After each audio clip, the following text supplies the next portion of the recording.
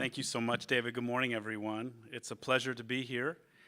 And it's always a pleasure to be back on this campus, where I started and studied as an undergraduate, not long after Frederick Olmsted Sr. was asked to think about what the place should look like. Contemplate plans and planners of whatever ilk or type, and at least some of the consideration has to be on what might have been. Such is the truism of landscape plans and planners, perhaps no more so than with the case and career of Frederick Law Olmsted Jr. across time and place in the 20th century American West. Consider two cases, both from Southern California, one well-known and one obscure, but both instructive. First, the well-known, or at least not terribly obscure. Reflect first on the Los Angeles imagined by Frederick Law Olmsted Jr. More specifically, imagine and think about the plan that Olmsted Brothers and its collaborator, Harlan Bartholomew and Associates of St. Louis, produced for their client, the Los Angeles Chamber of Commerce, in the late 1920s, a topic which several of us will take up more fully this afternoon. Years of ground-level survey, analysis, and painstaking design came together and culminated in a proposal for a brilliantly articulated system of neighborhood parks, playgrounds, and other greenbelt spaces, linked in turn to regional reservations along the coast and interspersed across and through surrounding foothills, mountains, and deserts. This was a daring vision, couched though it was in sober language, fairly bland photography, and careful, meticulous renderings and sketches. Reimagined space stretched to a vast area of more than 1,500 square miles, reaching from the Antelope Valley in the north to the harbor complex in San Pedro and Long Beach, from the beaches in Malibu east 100 miles to Riverside County. Had it been brought to fruition, the Olmsted plan would have drawn 70,000 acres of mostly new parkland into an interconnected system of regional green space. This was the product of a collaborative, expensive, and long exercise. It was also singularly and profoundly indebted to Frederick Law Olmsted Jr. Since then, aside from easel reveries of charrette workshops and the merely wishful sketches of an impossible landscape future, there has been nothing like the Olmsted plan in Southern California. 80 years hence, the plan is at once a lofty commemoration of inspiration and a wistful and nearly funerary keepsake, a memento mori of landscape regret. Though complex in its intricacy and detail, the landscape narrative of the work can quickly be conveyed. As greater Los Angeles grew through the first decades of the 20th century, expanding outward in bold metropolitan ambition, civic awareness of a lack of environmental planning from both public and private sectors grew as well. Urban and suburban expansion in the Los Angeles basin occurred swiftly, well ahead of any widespread awareness of planning deficits, but a few voices were raised about the need to think more broadly about how Los Angeles should grow. By the mid-1920s, disparate opinions had coalesced into a movement of sorts, or at least it had developed momentum. Backed by private subscriptions from wealthy patrons, a committee spun from the Chamber of Commerce made a pitch to the Olmsted Brothers firm, though it was now reduced to a single brother, to come west to design and plan an expressly articulated landscape future for the City of Angels. Having haughtily rebuffed earlier entities, which began with late 19th century appeals to Frederick Law Olmsted Sr. himself, the firm accepted the job in the late 20s. Several years of on-site planning ensued, with Olmsted Jr. presiding over a talented collection of landscape engineering and planning professionals. By then, the most experienced design team in the nation, the firm matched visionary landscapes with the hard-headed financial and political acumen needed to make things happen beyond inspirations formed atop the drafting table. Crammed as it was into fewer than 200 pages, and this is it, parks, playgrounds, and beaches for the Los Angeles region presented three essential routes toward a very, very different Los Angeles moving into the future from the earliest years of the Great Depression.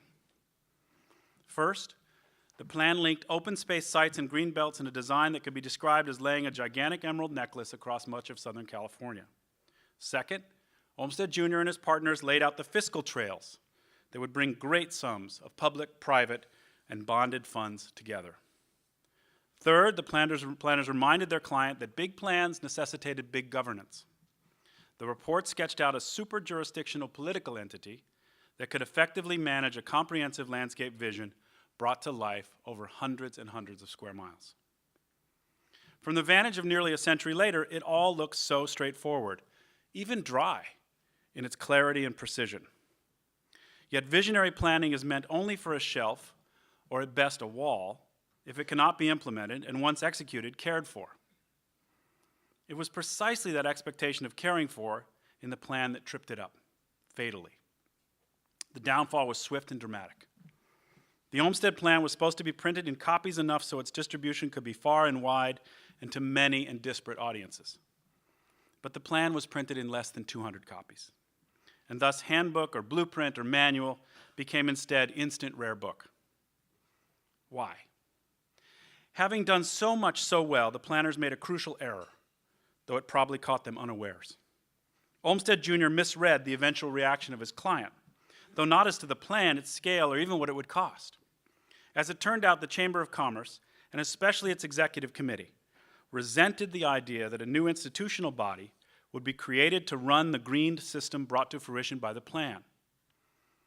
Though Olmsted was shrewd and correct in proposing that a super-jurisdictional committee oversee a super-jurisdictional plan, the Chamber of Commerce proved adamant in its unwillingness to cede authority to an upstart group created of whole cloth. That prospect was, to quote one prominent chamber member, nothing less than terrifying. What had been launched from a clever set of ambitions and opportune moments and had been carried forward by a recognition of deficits in articulated greenbelt spaces and access ended in smoke-filled rooms, victimized by pettiness with grand-scale consequences, and legitimated by defensive, but no less ignorant for their defensiveness, pronouncements which literally claimed that Los Angeles had plenty of parks. Had chamber leaders objected to public expenditures on a big scale or to what might be considered centralized planning, though with significant private sector inputs of expertise and capital, we might characterize the opposition as politically motivated. But the antagonism was more peevish than principled. Lacking any animating reception whatsoever, the report languished and then disappeared. The irony is almost as palpable as the misfortune.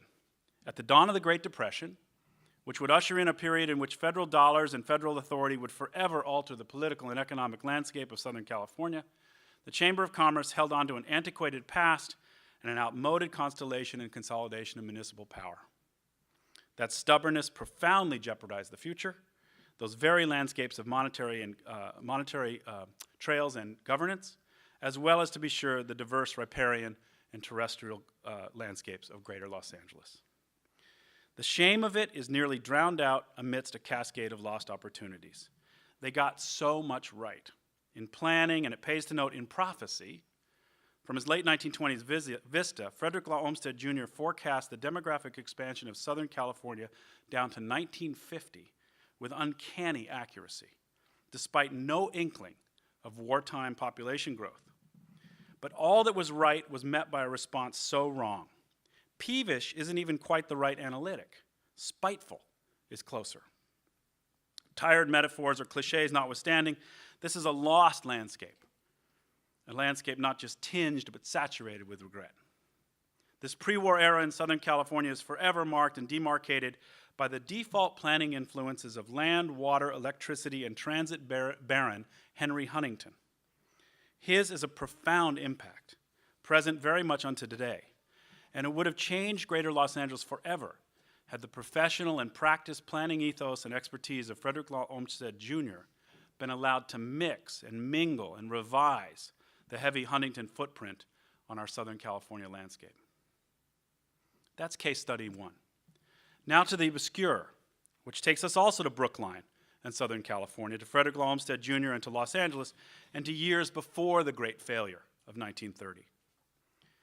In 1919, William Wrigley Jr., a man with a new occupational title in American history, that of chewing gum industrialist, bought a controlling interest in Santa Catalina Island, part of the beautiful Channel Islands archipelago off the Southern California coast, a few dozen miles out into the Pacific. Wanting to do something big, Wrigley considered contacting the Olmsted brothers to ask them to dust off a nearly 2 decades old plan for resort planning at the narrow isthmus towards the northwestern end of the island. If realized, the plan and the vision and the ambition would, in the words of one prominent Wrigley advisor, quote, be bigger than Atlantic City. The lineage of that misbegotten idea stretched back nearly 30 years before parks, playgrounds, and beaches, back to 1903, the very year Frederick Law Olmsted Sr. passes from the scene. And it stretches to the previous pre-Wrigley owners of Catalina. This was the Banning family, a clan that had made their money in trade and transit rising out of the harbor districts of Wilmington and San Pedro. Before selling their island to the chewing gum magnate, the Bannings sponsored their own Olmstedian vision for that quiet isthmus landscape lying on the northern portion of the island.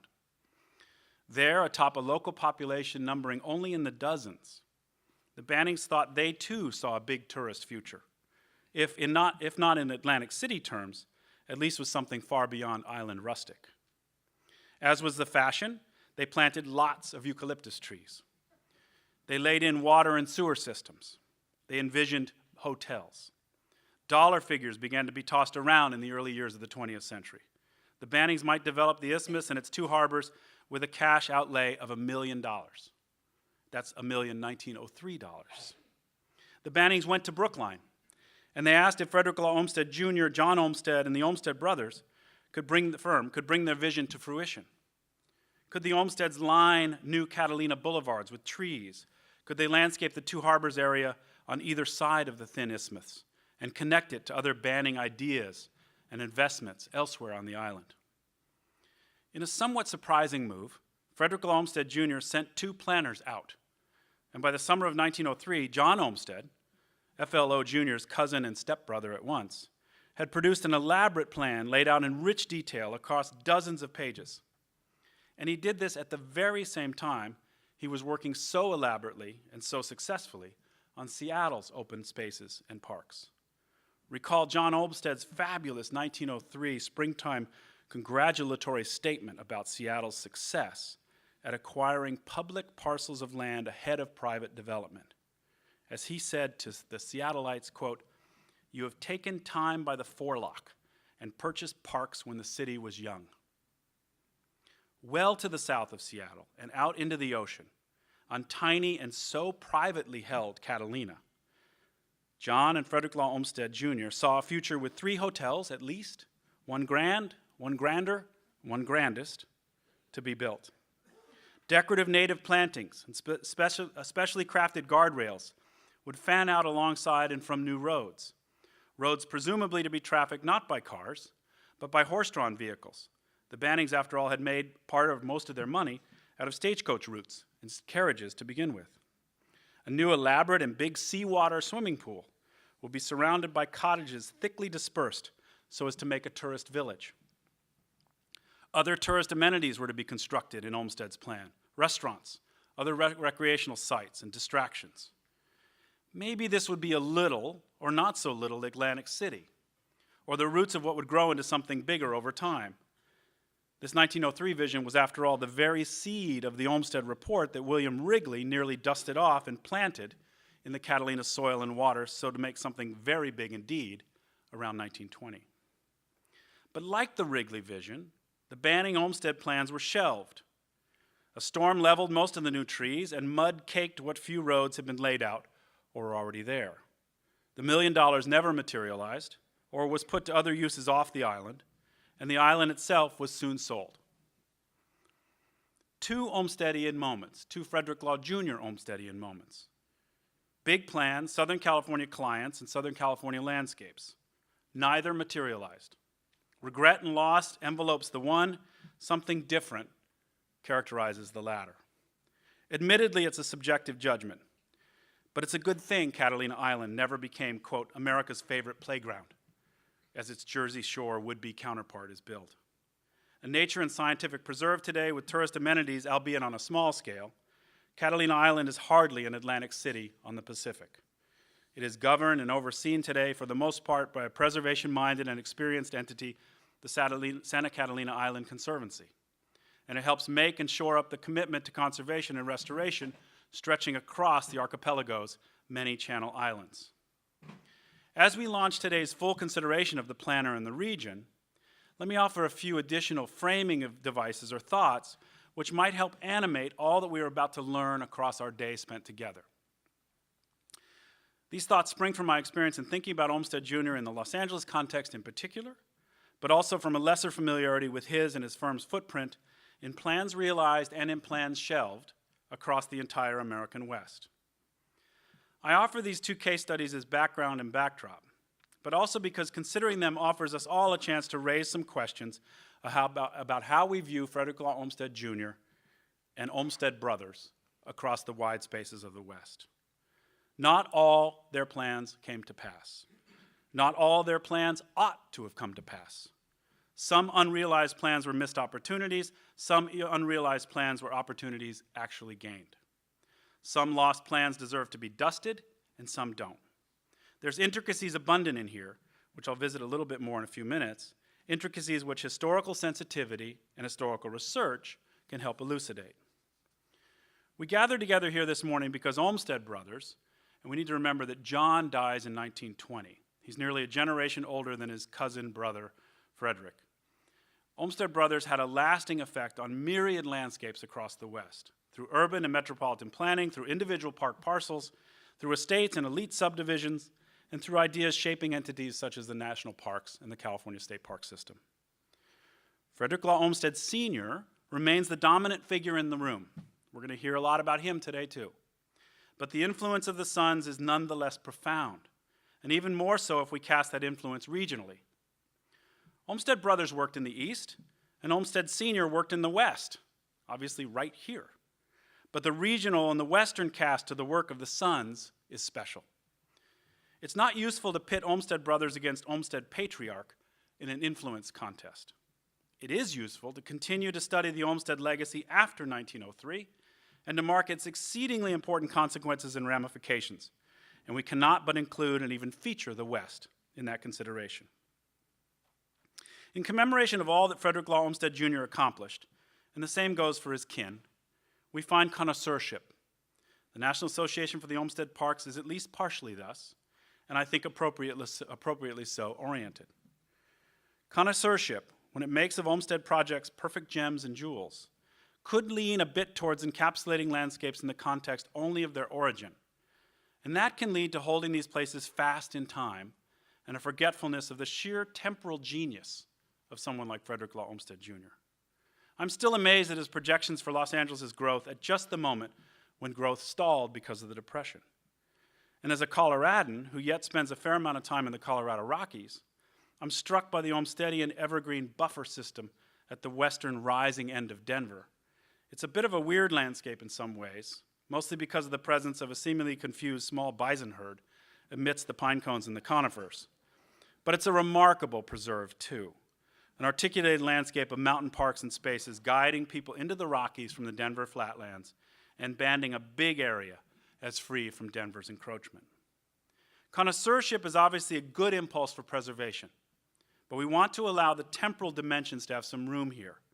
We should want to understand how Olmsted saw Denver pressing against the Front Range across the decades, and we should be just as attuned to how that mountain park preserve may work or operate differently today than it did during Olmsted's time.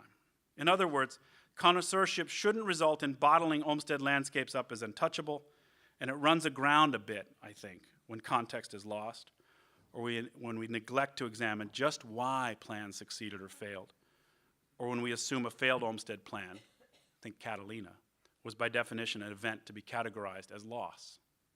Parenthetically, Frederick Law Olmsted Jr.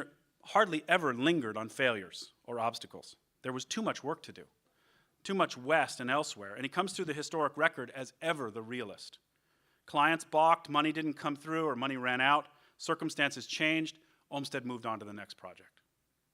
Another frame we ought to think about, and today we will, is one where elite landscape work for one-off wealthy clients, behind gates, hedgerows, or French allées, blends and bleeds with more complex Olmstedian obligations to noblesse oblige, and where that impulse in turn becomes something arrestingly democratic. They're all there in the life of the father and the sons. For every high-end elite project, Biltmore, for example, or more apt for today, The oligarchic financier Frank Vanderlip's half-started Italian hill village concept on the Palos Verdes Peninsula, which looks right to Catalina, so close it seems as if you can touch it. There's something broader, always something beyond the sanctifying preserves of the uber-wealthy. Think here of parks, playgrounds, and beaches, and bemoan the loss of such broad and open access to trails, paths, parks, beaches, and deserts. Some of that's coming back in Southern California, but it's piecemeal. As a now Californian, how can I not be grateful and respectful of Olmsted and the state park system, of Olmsted and the East Bay Regional Park District and system?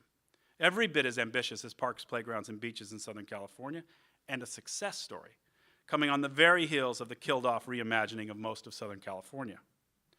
Or think of the simple democratic obligation Olmsted Jr. offered to the founding spirit of the national park. Parks, begun in some important fashion by Olmsted Sr.'s brilliant recognition that post-Civil War America would need landscapes of convalescence. And here he was thinking exactly of Yosemite. The national park movement and moment is in the early 20th century deeply indebted to the Sun, who observed the Park Service mission simply and equitably as, quote, to conserve the scenery and the natural and historic objects and the wildlife therein, and to provide for the enjoyment of the same in such manner and by such means as will leave them unimpaired for the enjoyment of future generations. There's much, much more to learn about individual plans, about the well over 1,000 plans that make up the Olmsted Brothers corpus, about what makes them generalizable and what makes them different. It makes all the sense in the world to pull FLO Jr. into the light and ask about his influence. We need to keep an eye on his brother, cousin, too, and always an eye upon their father, a lineage that epitomizes and plays a pivotal role in revolutionary national and landscape change, to say the least. When Frederick Law Olmsted Sr. was born in 1822, the United States had 24 states. Every one of the presidents of the young nation at his birth came from Virginia. When Frederick Law Olmsted Jr. died, the United States had exactly double the number of states, 48. From eras of manifest to metropolitan destiny, the Olmsted imprint is palpable in the intellectual, cultural, and environmental landscapes of this nation. Let me flesh this last bit out just a bit. 2 decades ago, Richard White, historian now of this campus and one of the preeminent American historians currently at work, brilliantly paired 2 Americans forever identified with the West and with making the West American. In an essay which accompanied an important exhibit, White placed the historian Frederick Jackson Turner alongside Buffalo Bill and interrogated their coincidental late 19th and early 20th century visions of the American West and of the West landscapes. It remains a powerful essay which I recommend to you, contrasting, for example, Turner's negation of indigenous people of the West to Buffalo Bill's fundamental need for Indian contact and clash to become what he became in fame and wealth. Let me borrow that pairing idea as we move forward to our conference. Frederick Jackson Turner and Frederick Law Olmsted Jr. were contemporaries, tied together by era, by time at Harvard, by an income and eventual death in Southern California, and by visions of the American future deeply enmeshed with the fate and future of the landscapes of the American West. Recall the famed Turner thesis, first delivered at the Chicago World's Fair in 1893, a place and spectacle deeply Olmsteded. Turner's thesis offered a grand unifying theory of American history and American democracy. Turner's summation of the previous centuries of American experience from even before the Republic forward was this: the process of westering, inexorable movement across the landscapes of North America, incumbent as they were upon the conquest of the land itself, was the stuff of democracy. Taming, as he would have put it, the land, subduing it, farming it, and building atop those farms the institutions of society, governance, faith, education, and the like, were as little engines of democratic replenishment. Going west, tackling the West, making of the West American, that is what not just made America great in Turner's eyes, it is precisely what made America. Democracy and democratic institutions enjoyed constant and regular reinvigoration as successive undulating waves of American settlers and their institutions took up the main chance in this or that newly subdued western space, township, county, town, or village. It's an elegant equation, and it tapped into much of American lore and history. On the one hand, the assumptions are celebratory. Westering Americans made the nation proud. The prosaic institution building of small town builders at frontier's edge carried democracy forward in Turner's vision, fueled it even. With axe and gavel, with Bible and firearm, the stalwarts of the West, men and women alike, honored the legacies of the Founding Fathers and built and sustained what they first had formed in the documentary abstract. But that celebratory impulse is but the penultimate assumption in Turner's thesis. What lurks within it is a darker vision, or at least a vision far less certain. For Turner, certainty lay in two observable phenomena. One, Western Americans made of their frontier experiences the very stuff of democracy. And two, that chapter, that long chapter of American history, he said, had closed. When Turner stood at the podium in 1893, he noted that the recent 1890 census could no longer find a longitudinal, unbroken line of frontier on the United States portion of the continent. There was no longer a clean and clear demarcation north to south that on its western side could be labeled frontier by way of population density, or actually its opposite. That once unbroken line had become dotted, broken up by settlement, and in Turner's eyes, civilization. Uh-oh. If that frontier wasn't there, Turner called it a safety valve to relieve the pressures of undemocratic impulses or settings back east. If it wasn't there, how could American democracy be now replenished as the 20th century beckoned? That he did not know. What he did know was that, in his words, the first period in American history had closed. A question mark looms over that idea. What now? Enter his contemporary, Frederick Olmsted Jr. There's a metaphorical torch passed here, I think. For it's Olmsted Jr., though of course and decidedly not alone, but important nonetheless, who picks up this thread in a lifetime's work. If Americans weren't to go to the frontier any longer, where were they going? To the cities, of course. They and legions of others newly arrived to either shore and every place in between. And if the frontier couldn't sustain or invigorate or replenish democracy any longer, the era wondered and wished, could cities do it? Hadn't they must? At the heart of the progressive era is a fervent wish that cities could indeed become and must become their own engines of democracy. They must do, alchemically it's hard to figure out exactly how, but they must do the work that had previously, as the theory went, been shouldered by the frontier experience. Frederick Law Olmsted Jr. had a plan, a lifelong plan. He knew that nature remained at the heart of the equation, though it was a nature now less in need of Turnerian taming than in rationalization and improvements in efficiency. But the democracy piece is every bit as much there as it was in Turner's ideas. Frederick Law Olmsted Jr. at his best, and most often in the West, saw in the urban landscapes and their adjacent hinterlands, Denver's perfect in this way, ways in which democratic access to the recreative, rejuvenative, convalescent, and restorative places and parcels of nature, cultivated and not, sculpted and not, could do egalitarian work. The big park and open space plans, the Denvers and Seattles and East Bays and Los Angeleses, melded metropolitan growth with visions of egalitarian access to natural amenities, to constructed spaces, to water and travel and vistas and breathing space. Axes and the exertion required of conquest had mutated to far more recreative landscapes. Manifest Destiny's physicality had become Metropolitan's Destiny's repose. Or if not quite repose, at least something less taxing, more urban, and more 20th century as a counterpart to the blood and sweat of dominion. But make no mistake, there remains in there a deep, intertwined attachment to nature and democracy, and how the constructed relationship between the two in new urban and metropolitan landscapes could provide salvation for both nature and democracy. That's Frederick Law Olmsted Jr. at his very best. And I think that's an important place for us to begin today's further investigations, today's ideas, and today's perspectives. Thank you very much.